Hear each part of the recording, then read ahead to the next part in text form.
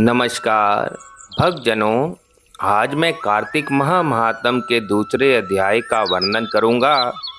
कार्तिक मास में देवता मनुष्य द्वारा किए हुए स्नान, व्रत, वस्त्र, भोजन, चांदी, स्वर्ण, भूमि आदि दिए गए दान को विधि पूर्वक ग्रहण करते हैं। इन सभी में से अन्नदान, जो कि सभी पापों का नाश करता है, इसका अधिक महत्व है।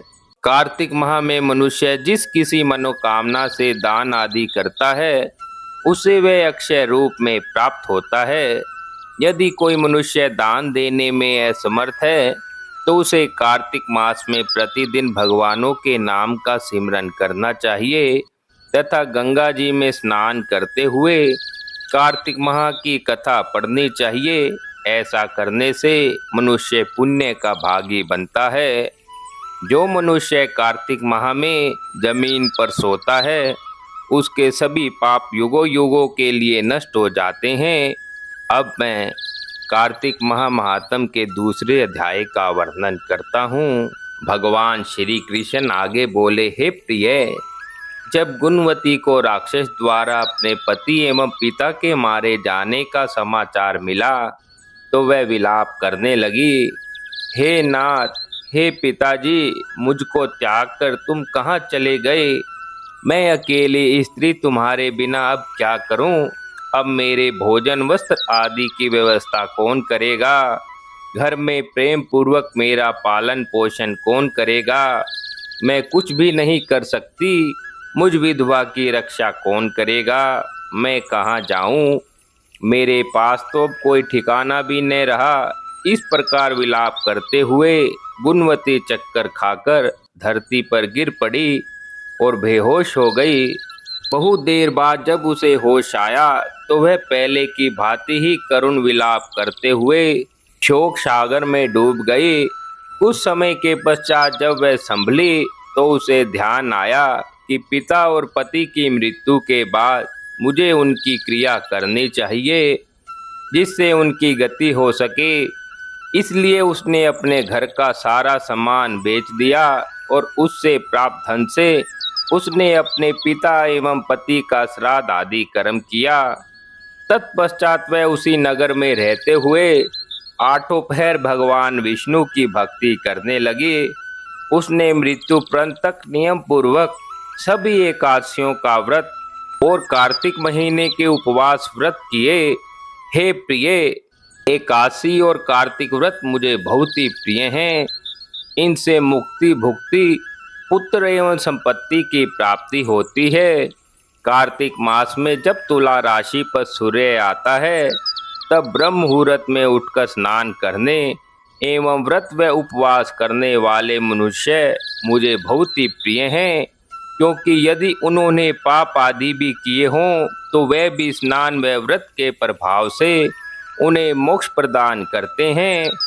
कार्तिक में स्नान, जागरण, दीपदान तथा तुलसी के पौधे की रक्षा करने वाले मनुष्य साक्षात भगवान विष्णु के समान हैं। कार्तिक मास में मंदिर में झाड़ू लगाने वाले, स्वास्तिक बनाने वाले तथा भगवान विष्णु की पूजा करने वाले मनुष्य जन्म मरण के चक्कर से छूट जाते हैं। यह सुनकर गुणवती भी प्रतिवर्ष श्रद्धा भक्ति भाव से कार्तिक का व्रत और भगवान विष्णु की पूजा करने लगी। हे प्रिय, एक बार उसे ज्वर हो गया और वह बहुत ही कमजोर हो गई। फिर भी वह किसी प्रकार गंगा स्नान के लिए चली गई। गंगा तक तो पहुंच गई, परंतु शीत के कारण वह बुरी तरह से कांप रही थी। इस कारण वह स्थिर हो गई। भगवान विष्णु के दूत उसे मेरे धाम में ले आए। तत्पश्चात ब्रह्मा आदि देवताओं की प्रार्थना पर जब मैंने कृष्ण का अवतार लिया, तो मेरे गण भी मेरे साथ इस पृथ्वी पर आए, जो इस समय यादव हैं। तुम्हारे पिता पूर्व जन्म में देव शर्मा थे, जो इस समय सत्राजित हैं। पूर्व जन्म में चंद्र शर्मा, जो तुम्हारा पति था, वह डाकू है। और हे देवी, तू ही वह गुणवती है। कार्तिक व्रत के प्रभाव के कारण ही तू मेरी अर्धांगिनी हुई है। पूर्व जन्म में तुमने मेरे मंदिर के द्वार पर तुलसी का पौधा लगाया था। इस समय वह तेरे महल के आंगन में कल्प वृक्ष के रूप में विद्यमान है। उस जन्म में जो तुमने दीपदान किया था, उसी कारण तुम्हारी देह इतनी सुंदर है और तुम्हारे घर में साक्षात लक्ष्मी का वास है, क्योंकि तुमने पूर्व जन्म में अपने सभी व्रतों का फल पति स्वरूप विष्णु को अर्पित किया था। उसी के प्रभाव से इस जन्म में तुम मेरी प्रिय पत्नी हो।